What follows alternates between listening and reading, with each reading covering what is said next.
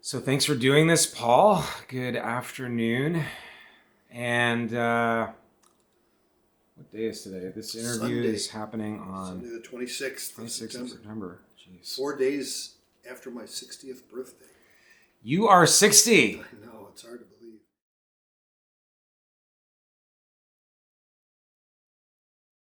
First, before we get started, you've supported my work like few others have, and I'm really grateful for it. So thanks. You're very welcome. It's been quite a ride and quite a wonderful journey in a way to just watch you evolve and watch us evolve as individuals. So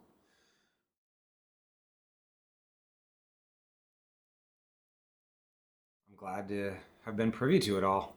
But this is less about me and more about you. I'm curious what you are feeling. How is it to be 60?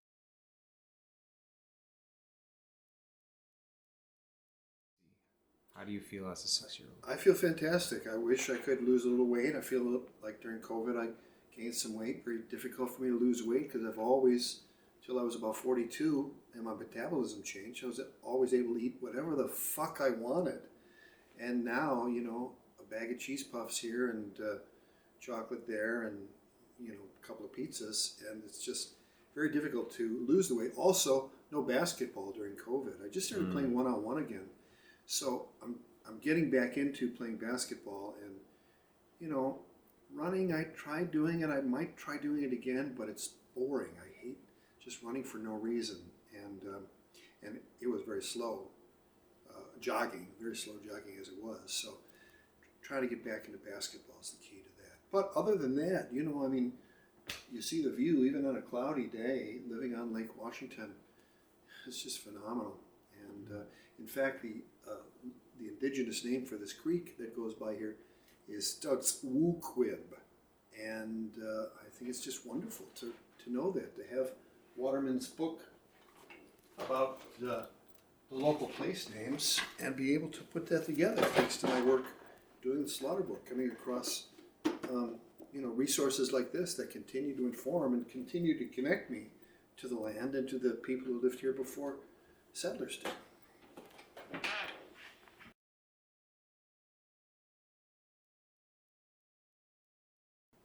Well, it was easier, I think, living here because, it's like watching TV, looking out the window. And the lake is like a giant brain that magnifies prayers and intention. Indigenous people still believe that water, water's always here. That water, in one form or another, was always here. It was the same water that Jesus and Dante and Wanda Coleman and everybody else was drinking. So it has a way of showing up in some other part of the world and carrying the essence of your prayer there. And so I think it's been a gigantic asset, especially with that knowledge that praying while looking at the lake amplifies that. And it seems like, in many ways, my own progress as a human and my own path towards individuation has been greatly enhanced by living here. And also, the fact that it's a very diverse neighborhood. I hate using the word diverse. That's what white people use to make them feel better about living in a neighborhood that has black people in it and indigenous people. But I love that this is this situation. I grew up in a segregated neighborhood in Chicago when I was growing up, but then I moved to a more diverse neighborhood, and it just seems so much more alive and real than other neighborhoods. So we love living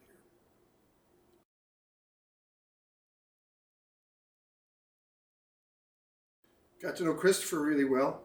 He was a homeless guy. He was living in one of the small houses by Othello, and now he's got into low-income housing, low-income or homeless housing, however you want to put it, former veteran. And he loves my frijoles negros that I make that are Cuban-style black beans, but he calls them chili. I got to get some of that chili, he'll say. And the first couple of times I said, look, it's not chili, it's frijoles negros, but he's always going to call it chili. And now his friends are like, oh, you're the guy who makes the chili. I've heard about that. Like, whatever. I do a lot of walking. Just the fact that I get along. I get along with anyone who treats me well. I'm pretty open about those things, and I'm not to be messed with if you cross me. I'm not a person you want as an enemy, and I don't like to make enemies. It's taxing. Also, great friends with David Griggs, a former Marine stationed in Okinawa, like Sam, former Marine stationed in Okinawa, drinks sake. So we've been getting together almost every Thursday and drinking sake, and it's fantastic. I love hanging out with him. Love Nishiko, his wife, and just hanging out here and drinking sake every Thursday. It's a beautiful thing. So Bhakti and I do a lot of walking. She loves the farmers market that happens at the farm here, the urban farm just across the water really from us, the other side of the park, the only farm in the city, run by Seattle Tilth in a beautiful way. It's wonderful to see that evolve. And, we love going to Jude's. We love Red Wing when it's open. It's still closed because of COVID. We do drink our coffee at Onda Origins and buy the coffee there. It's so good. It's so good. Oh, we love Umami Kushi, where I had my 60th birthday party. They have the pan, and they have sake there too. So it's a really sweet thing. Those are some of the things I do in the neighborhood. A lot of walking. A lot of garbage, maybe a lot. Our fair share of garbage picking up, litter picking, and watching the hummingbirds. Look, there's 2 hummingbirds right there on the feeder. I love that. That's fantastic.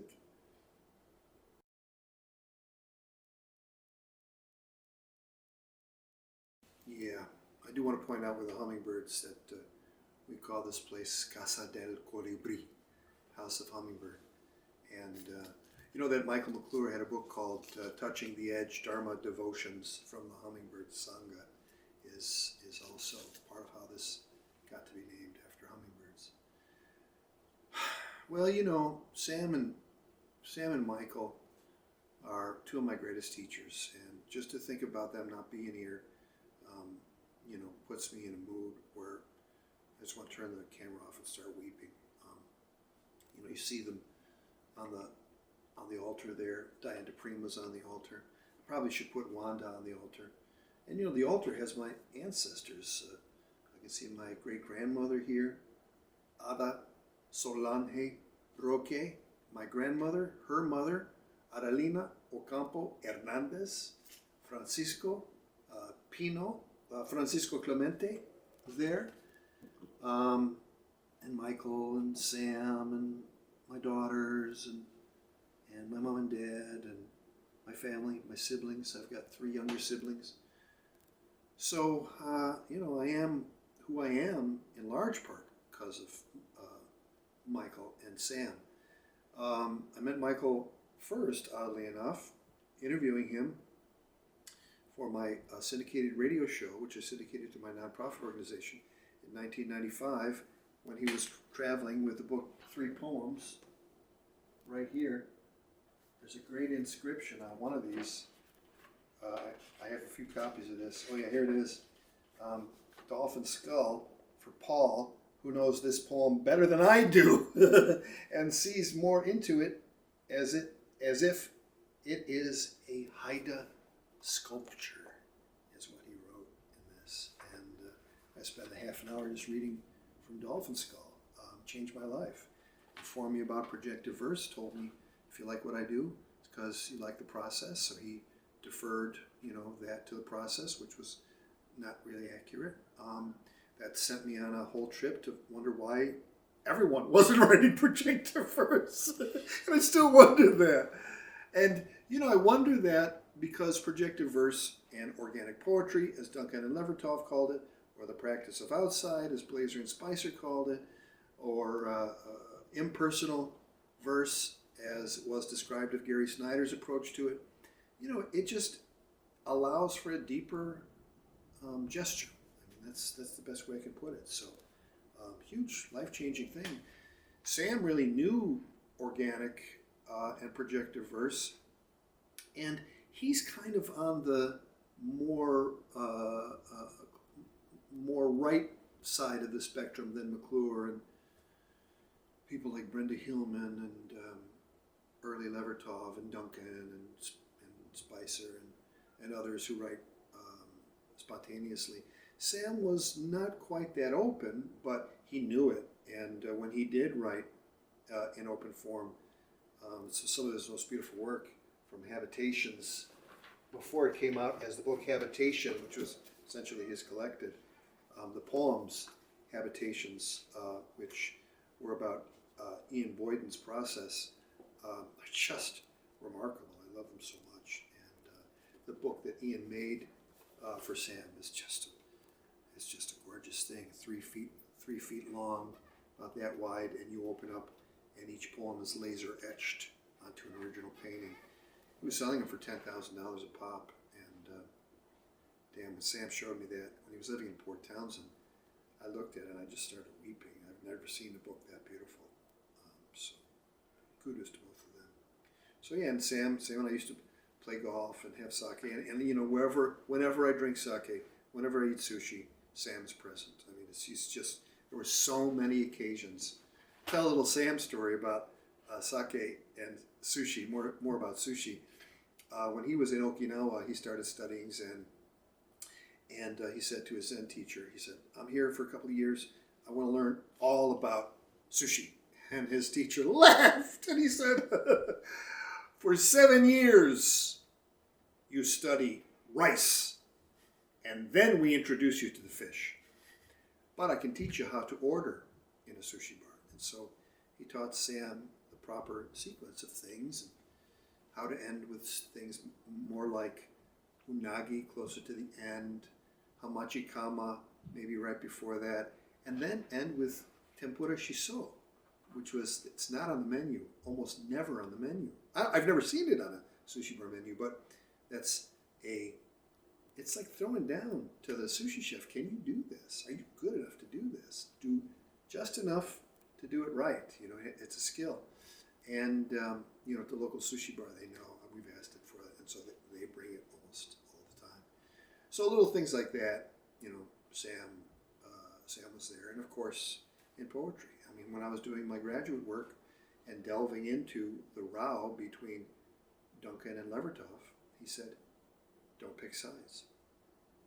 And he was right. You lose. You pick sides and you lose. Because when you pick sides, you're coming from ego. That came from his Zen training. Don't pick a side. So that's a little bit about Sam. And Michael was just memorialized at Cal Shakes 8 days ago. And I had to really hold it together while I was doing my presentation because, like I say, they've changed my life so much that I would just start bawling about missing them. But, you know, as you saw at my party, just coming out with a stanza and a half of Dolphin Skull like that without looking at the book is how much I have internalized that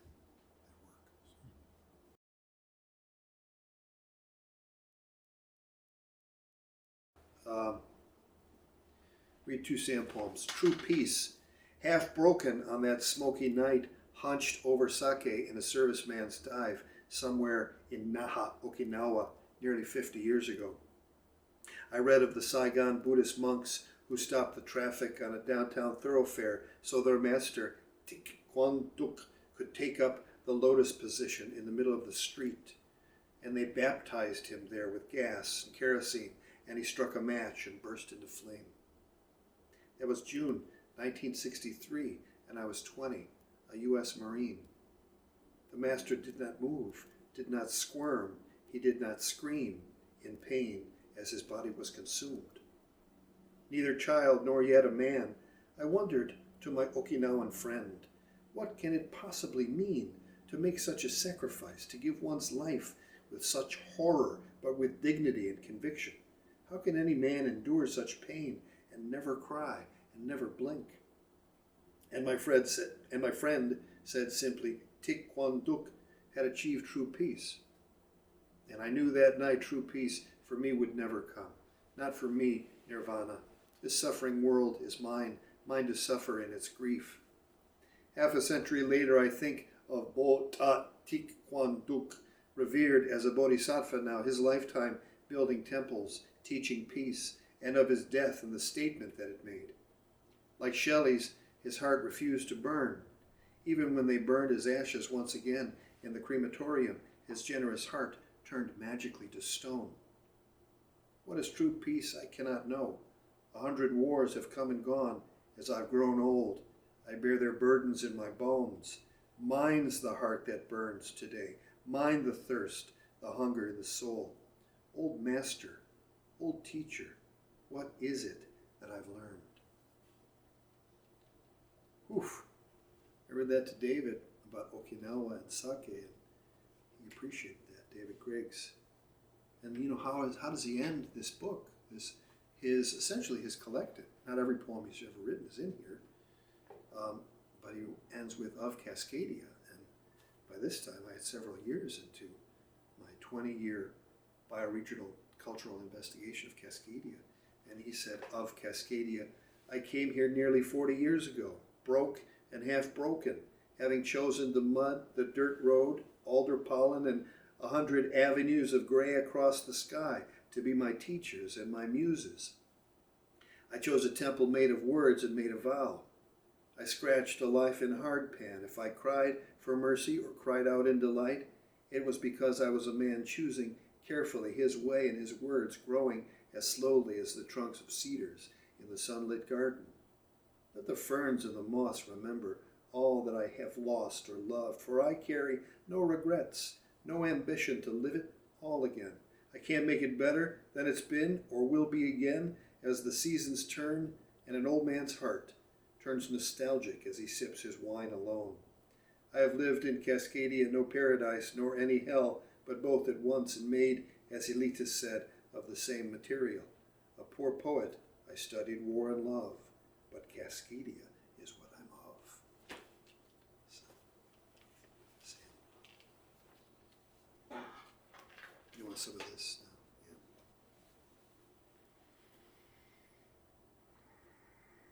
Yeah. Well, when I took this book to the Olympic National Park in advance of interviewing Michael, I took the book in September 1995. He signed the first copy of this for Paul Nelson in Grief and Joy in the Olympics because we had done a grief ceremony. I told him about it. And so there's a certain point where I was reading this up and overlooking this pristine watershed, Boulder Creek watershed, and as I'm reading the lines, I looked out and I thought, I think I know what he's talking about here, because I'm reading this, I'm in this setting, about 400 feet up, looking at this pristine watershed where we'd seen a couple of bears, where you don't even have to filter the water. We did, I think, but you can just put your bottle down and drink from it. It's that clean. And so I'll just pick up from like the third or fourth stanza in this poem. Gray hair on the floor and the radio talking. Steering wheel more real than anything else. Foggy yellow lights in the tunnel. Skinny, addled, wrinkled, childlike old Horowitz playing Scriabin on TV. Me playing this beautiful pen. More alive than I ought to be. More alive than I ought to be. Oceans and freeways of grief and guilt. Triumphs of bare feet and drugs up the nose. Child of cocaine and raccoons and hollow logs. Fusus cryptestae filet. Nature loves to hide herself in Leonardo's secret language and the dimensions that disappeared after the bang. Old men dreaming of great-grandfathers are very wise, like saddlebugs, and wooden spools wound with scarlet thread, and an antlered buck that drinks from a bowl in the yard in moon shadows. The saddlebug rests in the shadow of a pine cone, and red cars cruise by while the world is making itself with my senses. Can this be the beginning of old age? Fear comes in stars of consciousness, and now I am somewhere else. The thorns in my finger make stars. The blackberry is sweet and black and red and bitter. Cries of red-tailed hawks are imitated by blue-black jays. Covers of old magazines are glossy, erotic. My sexuality grows underneath them like a rock rolled up on a beach by the edge of huge waves. I'm listening to you in my mind, a museum of dirty pictures. No one is interested, but the lion knows as he speaks to the eagle. This is all blackness. This is a cave holding a bowl of beef soup with the leaves and odors of Vietnamese basil. I will not eat baby animals. To chew on their ribs is tasty and revolting. I am spirit. I am a child with you. Holy shit, you read something like that, and, wow.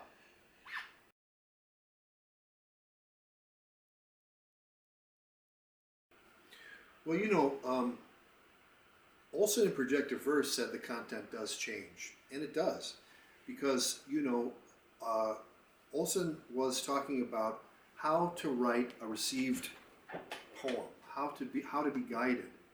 And, I didn't know it at the time, but when I met Michael, he had been opened in Subud.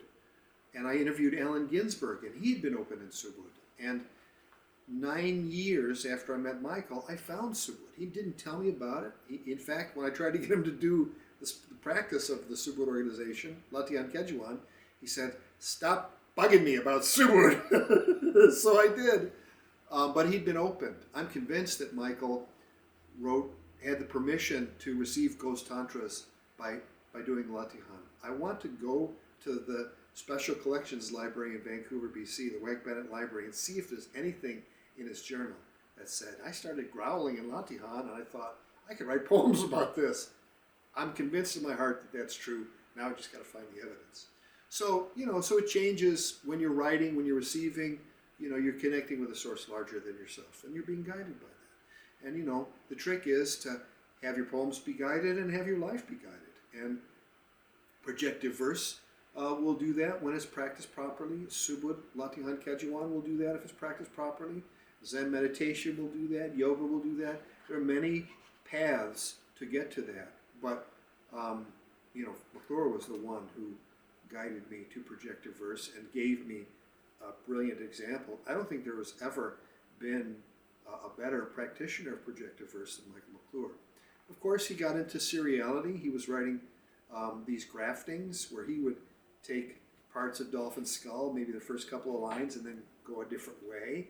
He did that in several books. Of course, he was taught by Robert Duncan, who was into serial form with structure of rhyme and passages. Of course, Duncan and Spicer and Blazer developed their ideas. It started in the 40s when they met at Berkeley, and they were all about serial form. Blazer's his essay, The Practice of Outside, and other things. I mean, this whole book, right over here, The Holy Forest, it's a whole serial, one thing, one poem, The Holy Forest. So that resonates very deeply with me, and of course, Michael kind of pointed me in that direction, and Sam spoke very intelligently about the sequential poem too, like that poem Habitations that I was mentioning. That's also in the big book. So the content changes. Michael wasn't as vocal about being dedicated to place. I think Sam was more vocal and wrote more directly about place in poetry. But these are the places where they led me. Michael also led me to Huaqian Buddhism, to Dogen. Sam led me to Zen, to Basho. Sam led me to Haibun. I wrote lots of Haibun. Andrew Schelling helped me discover Haibun. Ann Waldman helped me discover Haibun. And so I wrote a lot of Haibun, and then I sort of got back into the way I was doing Haibun was a very neo-Baroque, a very new Baroque, dense approach, which I think is how our minds work normally. They're more about enjambment and parataxis, abrupt subject changes, and many things that are part of the neo-Baroque as practiced by Jose Kozer and Jose Lezama Lima and the people that were in the anthology Medusario. So, and then I came back to that, writing these sonnets that are after Jack Clark, which is another sort of Olsonian connection, because he is said to have taken Olson's poetic further past Olson than Olson took Pound's poetics. So Jack Clark's the sonnets that he does, often with 4 or 5 epigraphs, were a model, and his Baroque approach to language was a model too. And I didn't get the real density from McClure or from Sam Hamill. They're not into that density, but I've never had the ability to receive something like the Ghost Tantras, and they're just fantastic. And just saying words like "grar" or "grahir" are fantastic. Mary Norbert Cordy asked me to read her eulogy for Michael at his memorial, and at first I thought, I got 6 minutes. Why am I going to read your work? But then I thought, what an honor it is to read Mary Norbert Cordy's eulogy for Michael. So I did, and told her about it. And it ends with "grahir, Michael, grahir." So I don't know if that answers your question. That's what I got today.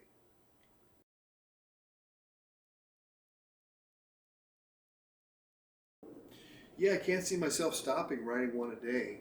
I don't think I have one for today, as a matter of fact. But I carry a pocket journal. This is something Andrew Schelling told high schoolers at West Auburn High in 1997, I think. It was the year Alan died. They came to our place like 6 days after Alan died, honored their commitment. So, yeah, I don't have one for today. Yesterday's was, before you die, please get another email address besides AOL. I mean, yeah, you're laughing at it. It's like, AOL, really? 2021, you're still on AOL?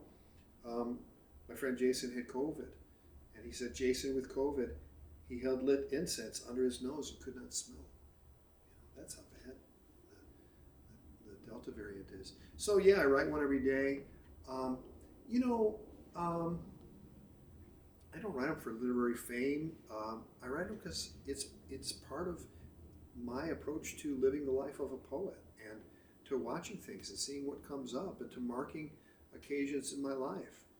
The one I didn't read the other night at my birthday party, and I could have, because it gets great reaction whenever I read it, said a lot about the relationship that Meredith and I had, my second wife, the mother of Ella Roque, our daughter, who, after Roque Dalton, Michael McClure called, well, how's a little train robber? That's how he refers to Ella, and so Amy still calls Ella the little train robber. But there's a sentence, and it was written in January, I think something like January 5th, so this far after the event that it was part of. The sentence goes something like, would her Thanksgiving stuffing had been this hard to flush had we eaten it? It's like 5 weeks after, and you're throwing it in the toilet because you don't want to eat it. And at first she was like, please don't read that, it makes me look bad. And then she would see how people reacted. She's like, read the Thanksgiving, read the stuffing poem. So, and we can laugh about that.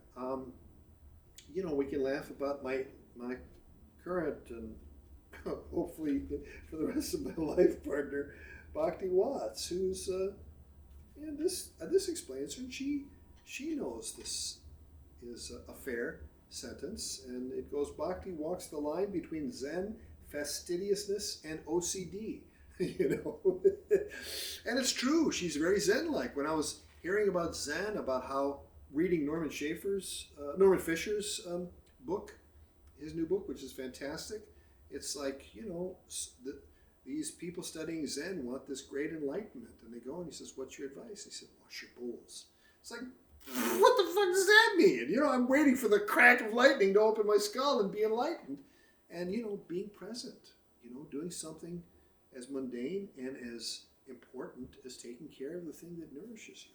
That's Zen, I'm so grateful to have Jason Worth in my life to teach me about Zen and to exemplify it in many ways and to point me in the right direction, point me to people like Keiji Nishitani. I'm glad I skipped over almost all philosophy and then came to Nishitani. It was kind of like, I think he trumps, especially all the deconstructionist stuff. I think he trumps it. He's got the answer that they didn't have. And of course, that Jason would be a professor of philosophy, would study Schelling and Heidegger and Hegel in German, in his family's native language, because Worth, a German name, and that he would go through all that study and teaching it at Seattle U and other places, put out books about it, and then come to the conclusion that it's about poetry and it's about plays and Keiji Nishitani. Those three things feel very validating to me. So I love that Jason's in my life and that he did the hard work of getting to the place where I kind of skimmed to, which is the nature of a Virgo, I think, is kind of skimming the material and finding what the essence is and going for that. So.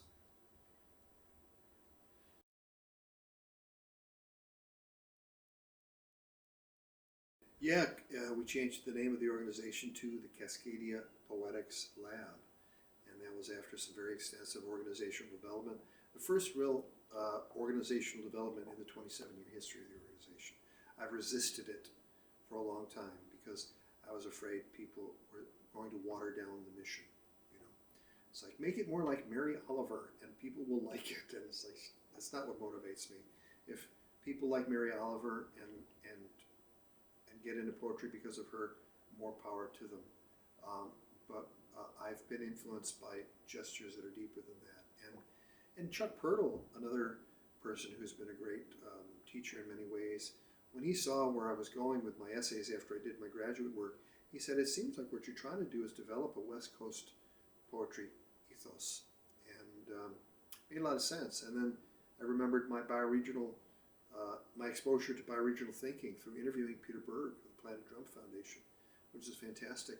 And then started getting into it and interviewing David McClure, getting to know him, seeing his gorgeous, very evocative maps of the bioregion that make me feel like it's the country that I live in. And, you know, all this talk about secession is horseshit. You know, we don't have to succeed. You can become Cascadian in your heart.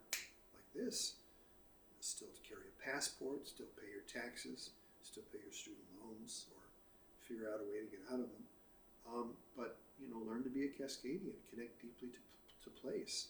This place with volcanoes and fjords and glaciers and islands and coastline and deserts and so many other amazing things. Lots of water.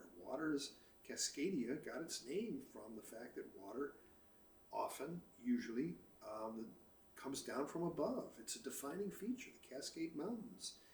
That's what Douglas named them, and that's very accurate. You know, waterfalls, man, talk about natural features. So what role does water play? Well, it's the strongest thing, and yet it has no form. It takes the form of whatever vessel it's in. And it's a great model for us. And it's the essence of compassion. She who hears all cries, the goddess of waters, Kuan Yin. So, this kind of teaching could happen anywhere in the world. There's water everywhere, but it's so much more present here and so much more available. So, we're called to be more compassionate people here. And that doesn't mean, letting people shit on you. It means having good boundaries. It means, understanding that this is all an illusion. It's very, I think, sympathetic to Buddhism. That might show my bias. Subud is very popular in Cascadia. There are houses in Arcata and Portland and Seattle and Mount Vernon and Vancouver, a community in Victoria, though they don't have their house, they rent. It's nice to do Latihana Victoria this past summer. And other places are isolated members. So I love this place. I've lived here since 1988. I grew up in Chicago. I still root for the White Sox. I still root for the Bears and the Bulls and the Blackhawks. But I'm definitely a Cascadian. And I think it's liberating to live here and to be part of it and to get out in the Olympic Mountains, get lost in the Olympic Mountains. I was reading Ella's story last night of being lost. And, it scared her. It scared her that her dad potentially couldn't have been here had it not happened. But it was a great, here comes a helicopter again to get me. Are you sure you don't need another helicopter? That's when that one poem's, you got that survival.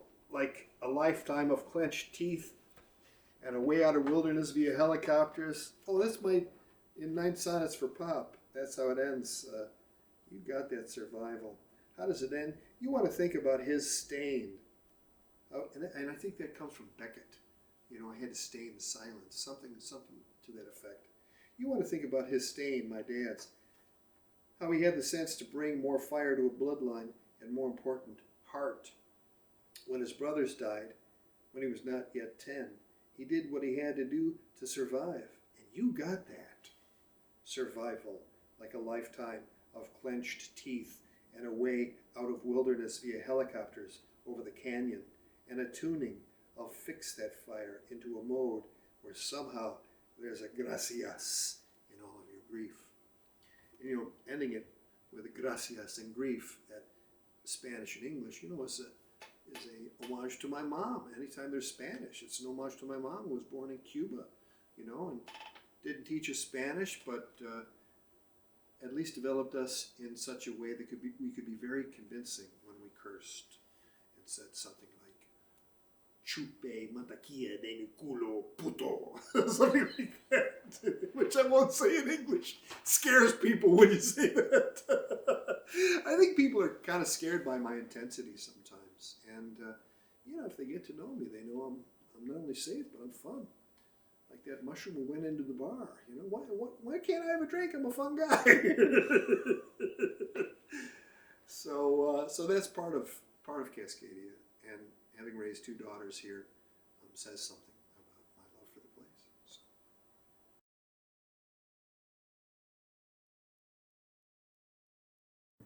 10 more years of working with the Cascadia Poetics Lab. I want to retire when I'm 70, Lord willing, and the creek don't rise. I would love to put a house near the wilderness, somewhere on the Olympic Peninsula, to honor Sam Hamill. We wanted to call it Hamill House, but one of our board members said, too close to Hugo House, and they might see that, not in a good way. And we don't want to do that. We don't want to make any literary enemies. We have enough. But I said, why not name it after his house, his Shadow Hermitage in Port Townsend, which he called Kagean, and call it Kagean Ni.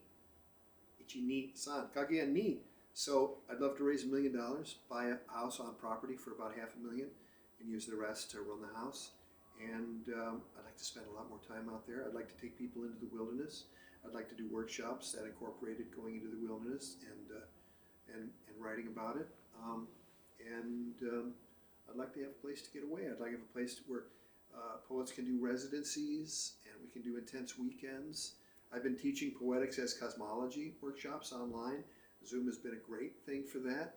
I'd like to teach a lot more workshops. I'd like more people to be in my workshops, and work for 10 years, and then retire at 70, ideally with some kind of pension from this organization I founded in 1993, and whatever Social Security might be available at that time, and have student loan forgiveness for working in the nonprofit realm. They're going to make me work for 37 years before they let that loan go. But you know, you play by the rules that they make. And as Ed Dorn said, entrapment is the society's sole activity, and only laughter can blow it to rags.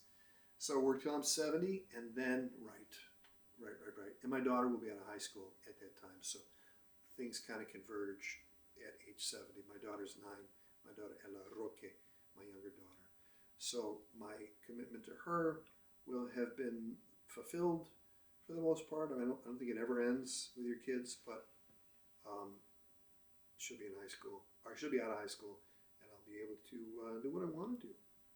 And you know, it's when you have children, you make sacrifices, and I'm happy to have made those, and for the most part, they turned out good. But I'm also ready to start writing those 10 years, 70 to 80, writing poetry. And then when I hit 80, Lord willing, and the creek don't rise, I want to start thinking about, you know, memoir. How is my life going to be told? I left enough traces. God damn it. Google Paul E. Nelson poet online, and there's all kinds of shit. I wasn't afraid about putting stuff online, and you know, I feel good about the content of them. You know, they usually look at people's tweets 10 years later, 5 years later, and say, "Oh my God, look at this." But I don't think you know. There's some more naive stuff or ignorant stuff that's on there, but I think I've been represented pretty well, and I think I've been guided, and I give thanks for that. And if I have offended anyone, it's not what I intended to do. You know, I think I'm a kind, warm-hearted person. But like I said earlier, if you fuck with me, you know, I grew up in Chicago, so I learned how to street fight. And one real fatal flaw, I don't back down. You know, I don't back down. I will find a way. You know, even if I have to grit my teeth and say something like, "I'll show you, motherfucker," and I'm not proud of that. You know, but that's who I am and who I've been. And you know, working to be a little more Zen-like.